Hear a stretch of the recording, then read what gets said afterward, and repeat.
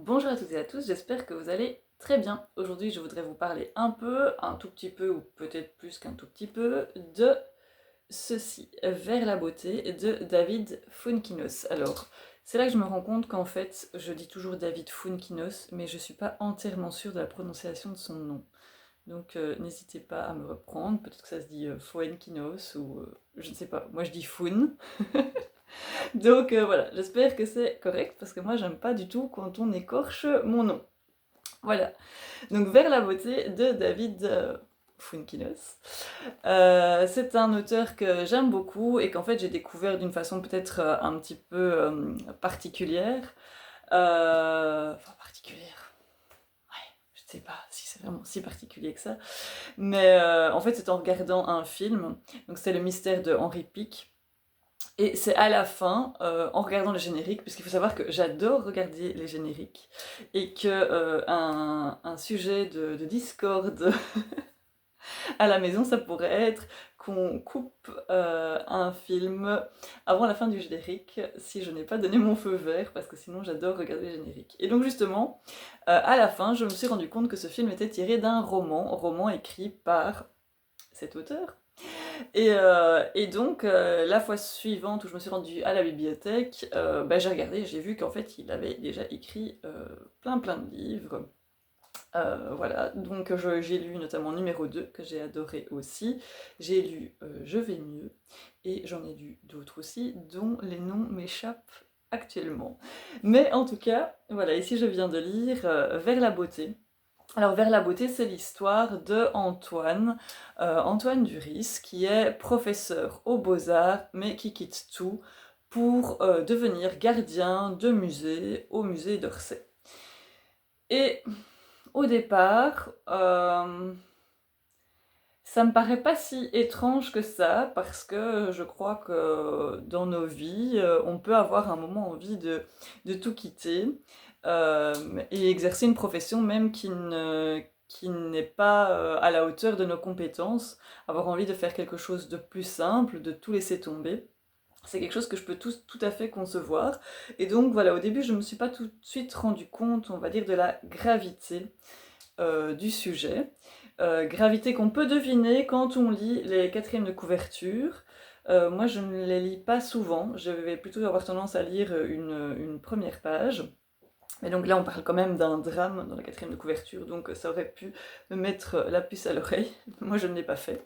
Et donc voilà, il est recruté au musée d'Orsay comme gardien, où ça va pas se passer super bien et où on se rend vite compte qu'il est très taiseux. Il répond quasiment pas aux questions qu'on lui pose, il n'essaie jamais d'alimenter les conversations. Donc voilà, au départ, le personnage est assez, voilà, on dirait, je dirais un vieux célibataire qui est bien dans sa solitude et puis c'est tout. Et on se rend compte assez vite que il n'en est rien et le personnage prend de plus en plus de profondeur. Et puis on va découvrir un autre personnage aussi, et donc qui est Camille Perrotin. On découvre d'abord cette personne dans un cimetière. On voit le nom sur sa tombe, et ensuite il va y avoir toute une partie du livre, le livre qui est découpé en 4 parties. Il y a une partie qui va vraiment aborder son histoire à elle, et on va découvrir ensuite ce qui les relie tous les deux. J'ai été surprise, donc justement dans cette partie après liée à Camille, par je m'attendais pas à autant d'émotions si fortes, parce qu'elle avait vraiment vécu des choses difficiles et voilà, des pages qui étaient vraiment pas faciles à lire. Donc je m'y attendais pas du tout. Voilà, et donc je suis surprise mais heureuse voilà, de l'avoir fini jusqu'au bout, avec un petit regret. Donc en fait, la particularité de cet auteur, en tout cas pour les livres que j'en ai lus jusqu'à présent, peut-être que c'est pas le cas toujours, mais c'est qu'il écrit parfois des très petits chapitres. Je vous montre ici le début, le premier chapitre, voilà, il fait un paragraphe. Donc moi, quand j'ai tendance à écrire des petits chapitres aussi, donc parfois quand on me dit il n'était pas un peu court ton chapitre, je me mets mon cœur à l'aise en disant voilà, un chapitre c'est pas obligé de faire plusieurs pages. Alors ce qui est bien et pas bien avec ça, parce que moi j'aime bien lire aussi des chapitres courts, je me dis toujours au moins on peut s'arrêter quand on veut, et si on a juste un quart d'heure, on peut quand même un peu lire. Parce que moi j'aime pas m'arrêter n'importe où dans mes livres, sur la page, je sais pas si vous c'est comme ça aussi, n'hésitez pas à me dire en commentaire quelles sont vos habitudes, si vous savez vous arrêter vraiment hop, au milieu d'une page, ou s'il faut arriver à la fin d'un chapitre, ou s'il faut arriver à la fin d'un point en bas d'une page, enfin, n'hésitez pas à me dire si vous êtes comme ça, ou si vous en avez rien à faire, vous mettez juste votre marque-page quand vous êtes interrompu, et puis c'est tout. Enfin bref, voilà. Et donc, c'était bien, mais c'était un piège aussi, parce que du coup, j'ai lu justement en n'ayant pas toujours beaucoup de temps devant moi, en me disant, ben voilà, je lis juste 10 minutes. Les chapitres étaient très courts, donc je disais, bah, allez, je lis juste un chapitre, et puis je fais ceci ou je fais cela, et donc effectivement, je lisais juste un chapitre, donc parfois juste quelques pages. Et en fait, je pense que du coup, j'ai perdu un petit peu le fil, et que j'ai pas fait tous les liens que j'aurais dû faire. Je l'ai pas lu de façon assez fluide, alors qu'en fait c'est un roman assez court puisqu'il fait 220 pages environ, donc moi mon envie que j'ai là maintenant c'est de pouvoir le relire, mais d'une traite quoi, de m'isoler, on me dérange pas, j'ai rien à faire, voilà, c'est un dimanche et je le relis en une fois, donc ça vraiment je compte le refaire. Donc ça parle vraiment d'art, ça parle de rêve, ça parle d'amour, ça parle de solitude, ça parle de dépression. Je peux pas vous dire de tous les sujets parce que sinon je vais spoiler, donc je m'arrête là, mais c'est un livre qui, en me faisant mal, donc qui a quand même piqué mon petit cœur, donc si vous êtes vraiment très sensible, je sais pas si ça c'est une bonne idée, mais qui m'a fait du bien parce que ça fait plusieurs livres que j'ai lus juste avant, j'en ai lu trois, qui m'avaient pas, voilà, qui m'avaient pas transformée et même que j'ai lu un peu comme ça, mais que j'avais pas plus apprécié que ça, et c'est pour ça que je vous en ai pas parlé. Je veux vraiment juste vous parler des livres que j'ai beaucoup appréciés. Déjà parce que j'ai pas envie de démonter un livre, je vois pas l'intérêt. Parce que ça me prend du temps, malgré tout, de faire des petites vidéos. Voilà, même si elles ont l'air tout à fait faites de façon artisanale et pas très réfléchie, mais malgré tout, ça me prend quand même un petit peu de temps l'installation. Un jour, je devrais vous montrer l'envers du décor avec ma, ma planche à repasser et tous les supports qui sont au-dessus pour pouvoir mettre mon smartphone à bonne hauteur. Enfin bon, bref.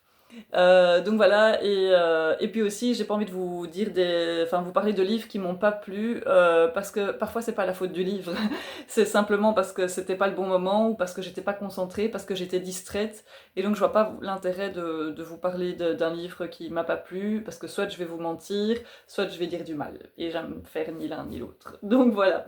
Par contre, voilà, vers la beauté. J'ai dit beaucoup voilà, il me semble, hein, cette fois-ci, j'ai à chaque fois des petits tics de langage, mais bon, cette fois-ci c'est voilà, il y a des fois c'est vraiment. Mais donc David Founkinos, j'espère toujours que je prononce bien, et surtout, dites-le moi si c'est pas correct, vers la beauté. Et donc pour la petite anecdote, je le lisais ici, je l'ai emprunté à la bibliothèque Rimbaud dans le cadre du Birthday Book Challenge, je ne sais plus comment on dit, oui, Birthday Book Challenge. Et en fait, comme j'ai été à la bibliothèque fin avril et que je ne savais pas encore ce que Katia lire une fois sur Instagram allait mettre, donc les auteurs qui étaient nés au mois de mai, j'ai fait une petite recherche et une fois n'est pas coutume, j'ai cette fois-ci posé une question à l'IA en demandant quels étaient les auteurs nés au mois de mai. Et donc l'IA m'a mis d'abord des très, très anciens auteurs, et puis j'ai mis ceux qui vivent encore actuellement. Et donc il m'a cité David Founkinos et Amélie Nothomb en mettant une date de naissance, je sais plus ce que c'était, mais par exemple 9 mai 1974. Et en fait c'était complètement à côté de la plaque, donc encore une morale, il faut toujours vérifier les informations qui sont données. Mais bon, d'un côté, c'était une bonne chose puisque ça m'a permis de découvrir ce livre. Voilà, dites-moi si vous connaissez cet auteur, si vous avez déjà lu ce livre, ce que vous en avez pensé, si ça vous a aussi un petit peu picoté votre petit cœur. Et voilà, moi à part ça, ça me donne juste envie d'aller vraiment au musée. Ça fait longtemps que je suis plus allée. Donc voilà, c'est... Je redis voilà. Vous voyez? C'est dingue, hein? Donc je vais m'arrêter là. Je vous fais des bises. Si malgré tout, vous avez quand même, vous avez quand même aimé cette vidéo, sait-on jamais, sur un malentendu, mettez un petit pouce, n'hésitez pas à la partager. Et moi, je vous fais des bises, je l'ai déjà fait ou pas, je sais plus. Bon, j'en refais et je vous dis à bientôt.